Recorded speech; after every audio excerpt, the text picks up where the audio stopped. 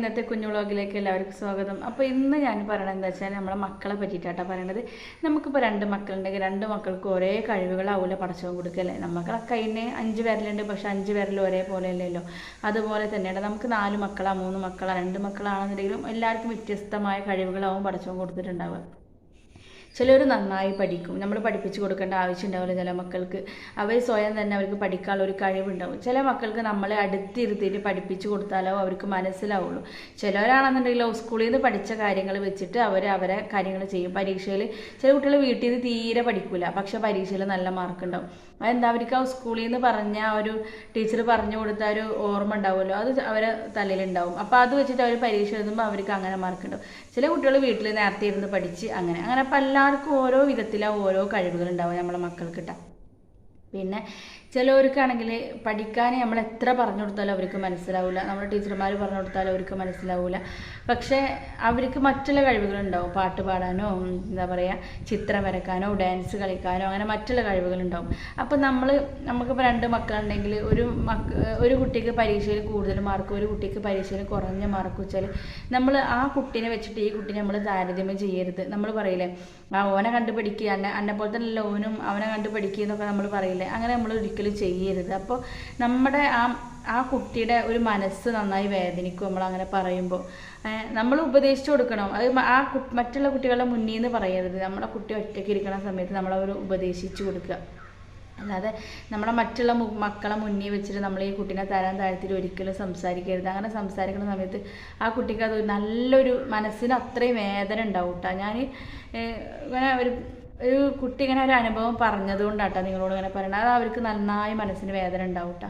അപ്പോൾ നമ്മൾ ഒറ്റയ്ക്ക് ഇരിക്കുന്ന സമയത്ത് നമ്മളെ മക്കൾ എന്ത് തെറ്റ് ചെയ്താലും നമ്മൾ ഉപദേശിക്കുക. അല്ലാതെ ആൾക്കാരെ ഇടവെച്ച് നമ്മളങ്ങനെ അവരോട് മോശമായ രീതിയിൽ ചീത്ത പറയാനൊന്നും പാടില്ല കേട്ടോ. അവർക്ക് അത് നല്ലൊരു സങ്കടവും.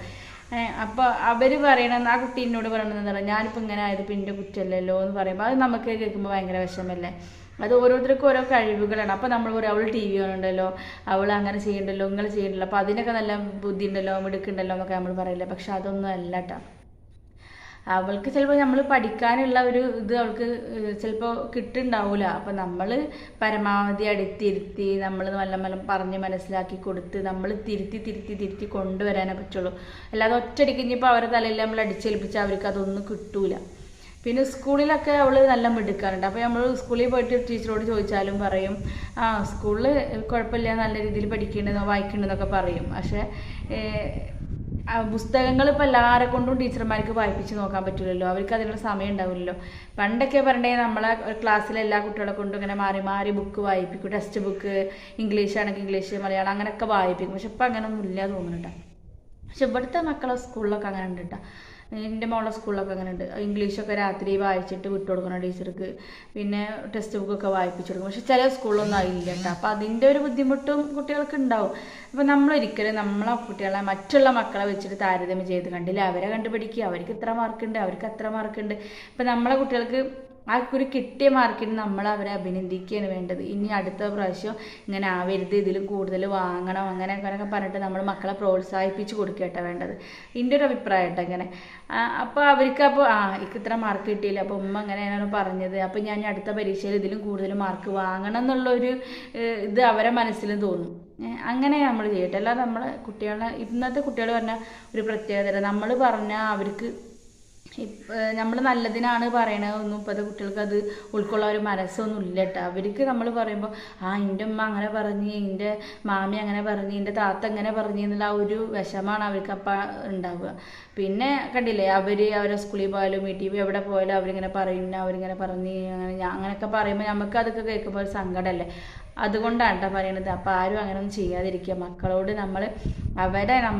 അവർക്ക് പഠിക്കാതില്ലേ, നമ്മൾ അവരെ അടുത്തിരുത്തിയിട്ട് ഒരു അരമണിക്കൂറെങ്കിലും നമ്മൾ അവിടെ അടുത്തിരുത്തിയിട്ട് അവരെ പറഞ്ഞ് മനസ്സിലാക്കി തിരുത്തി പഠിപ്പിക്കാൻ ശ്രമിക്കുക. അല്ലാതെ പഠിച്ചോളി ഇതാക്കിക്കോളി എന്ന് പറഞ്ഞാൽ കുട്ടികൾക്ക് പഠിക്കാനുള്ള ഒറ്റയ്ക്കുള്ള അങ്ങനത്തെ കുട്ടികൾക്കാകുമ്പോൾ നമ്മൾ അടുത്തിരുത്തിയിട്ട് തന്നെ ചെയ്യണം. അപ്പോൾ അങ്ങനെയൊക്കെ ഒന്ന് ശ്രദ്ധിക്കട്ടെ. അപ്പോൾ ഇന്ന് ഇത് പറയണമെന്ന് തോന്നിയിട്ട്. അപ്പോൾ വീഡിയോ ഇഷ്ടമായിട്ടുണ്ടെങ്കിൽ ലൈക്ക് ചെയ്യാനും ഷെയർ ചെയ്യാനും സബ്സ്ക്രൈബ് ചെയ്യാനൊന്നും മറക്കരുത് കേട്ടോ. നിങ്ങളെ സപ്പോർട്ട് ഉണ്ടെങ്കിൽ മാത്രമേ മുന്നോട്ട് പോകാൻ പറ്റുള്ളൂ. അപ്പോൾ എന്തെങ്കിലും അഭിപ്രായം ഉണ്ടെങ്കിൽ നിങ്ങൾ കമൻറ്റിലൂടെ അറിയിക്കണം കേട്ടോ. അപ്പോൾ എല്ലാവർക്കും അസ്സലാമു അലൈക്കും.